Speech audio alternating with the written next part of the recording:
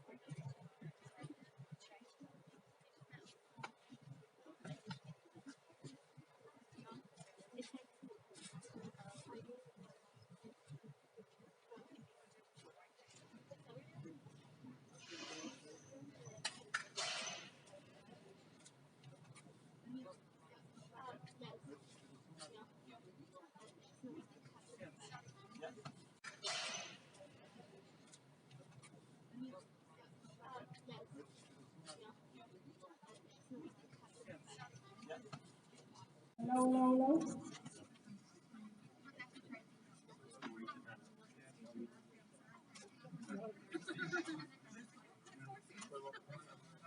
So, we're going to start now. Just to introduce myself, I'm Ruth Carpenter. I'm an activist with Rosa who organised today's event.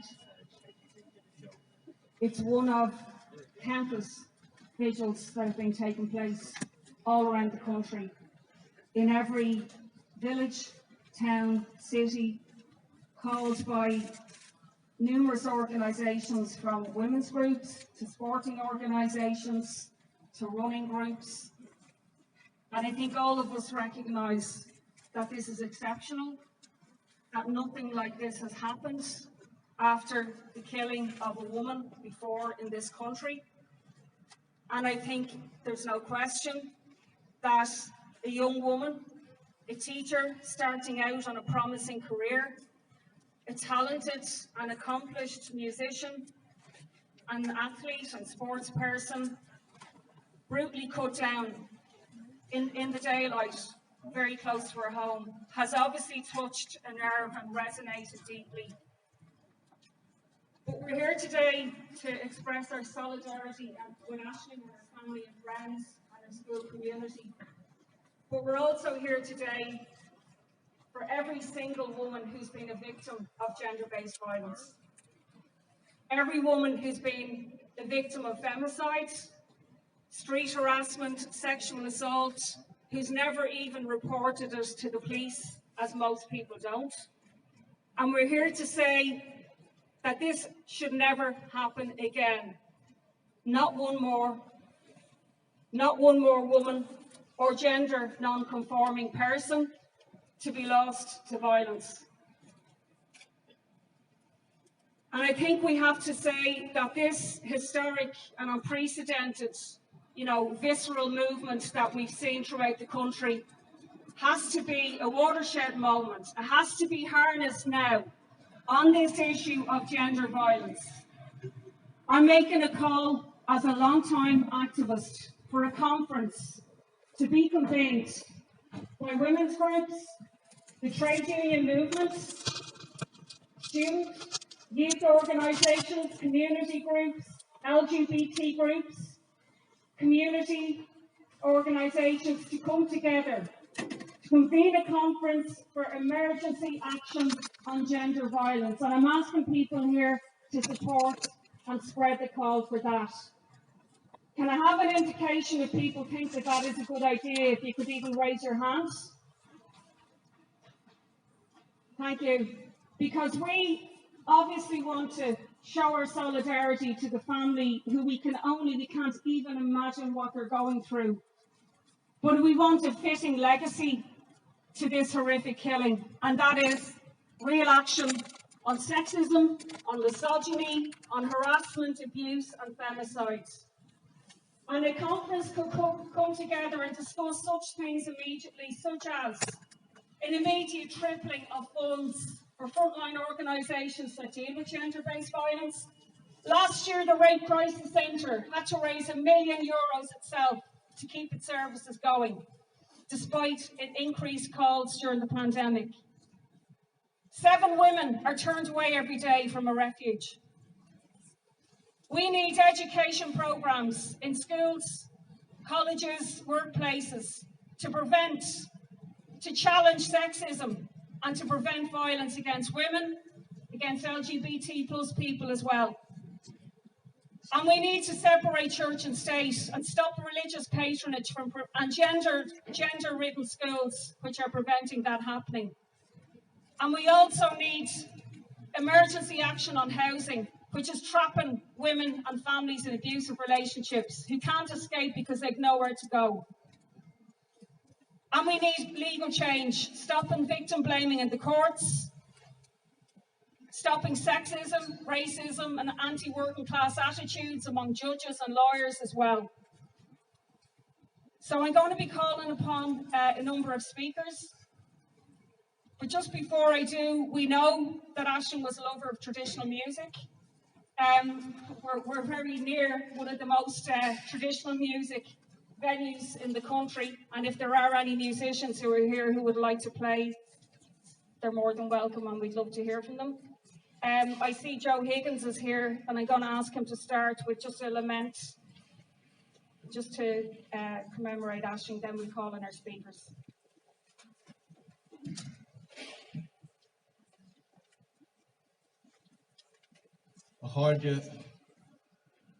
Morna Limini, the Limerick Lamentation, is a very old, traditional Irish air. And it expresses, after the disaster of the Battle of Aughrim, the flight of the wild geese, and then the oppressive penal laws. This was composed to, and expresses the suffering, the sadness, the desperation of the ordinary Irish people at that time and what they endured then and in subsequent generations. Today, I think it expresses the anguish of every decent person in this country, in this island, about the heinous crime that cut short the life of a wonderful human being, a marvelously talented woman, as Ruth has said. But also, I think it is a cry of pain, yes, but it should also say to re-echo what Ruth says. It should say that never again should a woman suffer or die in this island or anywhere at the hands of toxic male violence. That's the message that everyone wants implemented in this country. So I just center myself, and I'm a kind of a wannabe trad musician, really, but Marvin Limney.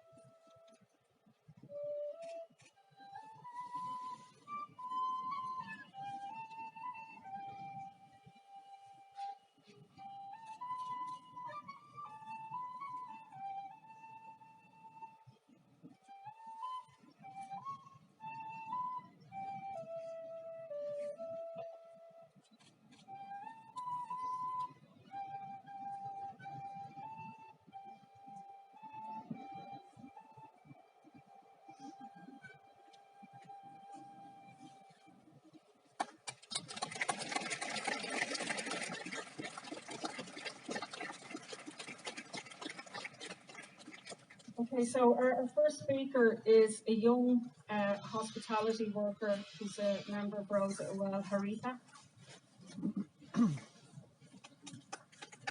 Thanks a million, Ruth, and thanks everyone for having me. I know, I'm so tiny.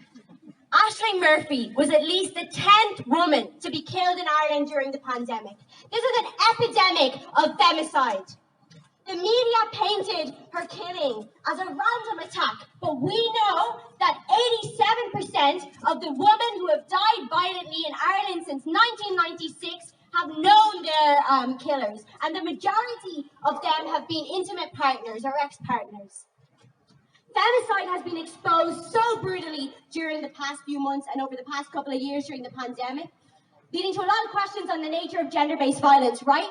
Only yesterday I was reading an article in the Irish Independent that asked whether all men are born violent and all men are born abusive. And the first thought that I had was what a ridiculous suggestion it is that violent and abusive men and rapists are perpetrators because of their inherent maleness that they cannot control, as if their actions are things that they cannot control, impulses they cannot control. These are all things that we have heard again and again and again, and it is time for this victim-blaming culture to end. Because no, femicide, and especially what happened to Ashling Murphy, is so scary to all women and gender non-conforming people in Ireland, because it is the most violent expression of the violence that women and gender non-conforming people experience every single day in this country. Not because of male hormones or instincts, but because the system that we live in fails to teach boys and men not to spike women and girls' drink, which means that yet again it is women and girls who are scared on nights out, and now even more scarily we're seeing the beginnings of spiking by injection as well. When the system fails to provide the majority of school students even with comprehensive and mandatory sex education that isn't based on abstinence but is inclusive of disabled people and LGBTQ plus people, why should we be shocked at the fact that 28% of non-binary students on colleges have been raped during their time as a student? At the Vigil yesterday, Micheál Martin, our Taoiseach, spoke to the revulsion he felt after hearing about what happened to Ashling Murphy. And you know what? I'm happy that he's revolted. It shows that at least he's human, right? But I actually have some questions for Micheál Martin. Do you want to hear them? Yeah. Firstly, Micheál, if you care so much about preventing gender-based violence, where is the inclusive sex education bill that was introduced to the Dáil in 2016? If you care so much about protecting gender violence victims and their family, how come that is to be seen nowhere in last year's budget?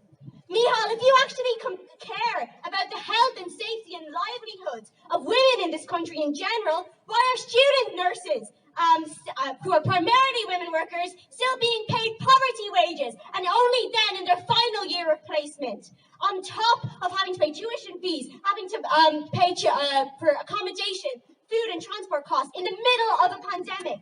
This is the culture of misogyny that we need to address. The fact that the work that, let's be honest, is primarily done by women in the home and in highly feminized sectors such as healthcare, cleaning, teaching, retail and hospitality is so undervalued. We need to address this. This feeds into the culture of misogyny that the system actually actively profits from. I'm in the hotel where I work. The majority of the workers are women, and I'll have to bolt there actually right after I finish speaking, because we're not even allowed to ask for a day off unless we give months' notice, right? And although all of us workers are exploited, we all face horrible conditions, right? It is mainly the women that face the torrent and the majority of the rude remarks from customers that are subject to pressure from our sleazy bosses, right? And microaggressions and racist stereotypes on top of that. Last June, there was a survey by NUIG that found that 63% of hospitality workers have faced bullying in the workplace, and that's of all genders. Yet the majority of them don't report. Why? Because the majority of the perpetrators are managers, owners, and bosses themselves. Other reasons why they don't report is because people have reported before and no action was taken. Victims were told that they're overreacting and they're not being taken seriously. Victims, especially those who were immigrants and new to Ireland, feared for losing their jobs even more, right? And it's this fact of the extra pressure that's faced on immigrants is what made me really, really horrified to see the torrent of racist abuse being churned at the first suspect, who we all know has been innocent anyway. And the idea that femicide has been imported to Ireland is just complete lies, right? Especially when we know that over 240 women have violently died in this country since 1996. It is time to stand up to the fact that femicide is an Irish issue as much as it is an international one. We don't fight misogyny with racism. We don't fight misogyny with oppressive ideas. We will fight it by standing together against this cruel system. Rosa are organising a rally for International Women's Day on Saturday the 12th of March, meeting at the Spire at 1 p.m. We want everyone to be there. We want you to tell your friends. We want you to tell your family, your co-workers. For Nadine Lott, we're standing there for Anne Collomines. We're standing there for Jenny Poole. We're standing there for Natalia Karashkan. And we're standing there for Ashling Murphy. For all of these victims of femicide and oppression, we say ni una menos, we say not one more. We're out of the shadows and onto the streets. Thank you very much.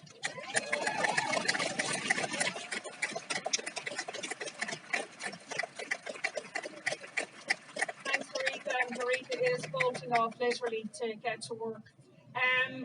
Our next speaker is a teacher, and obviously Ashling Murphy was a teacher as well.